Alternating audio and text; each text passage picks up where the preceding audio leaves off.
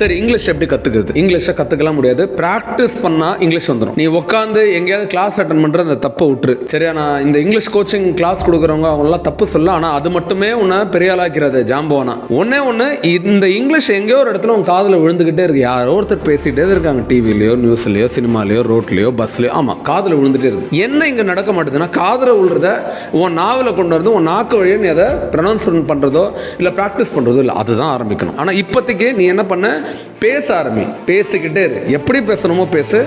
உன்னோட முயற்சி எடு, பேசு. எப்படி பேசு அப்படின்னா, உனக்குள்ளேயே பேசு, நின்று பேசு, பாத்ரூமில் பேசு, குளிக்கும் போது பேசு, நடக்கும் போது பேசு, ஹாலில் பேசு, சும்மா பேசு. Hi, my name is Shakti, I am doing engineering, I am happy today, are you happy, I ate idli and my favourite is dosa and tomato gravy, tomato chutney. என்ன வேணாலும் சொல்லு. ரைட்டு ராங்கன்னு ஒன்று இல்லவே இல்லை. நீ சொல்கிறதுல மேக்ஸிமம் எதிராளிக்கு புரிஞ்சிச்சுன்னா நீ ஜெயிச்சிட்ட.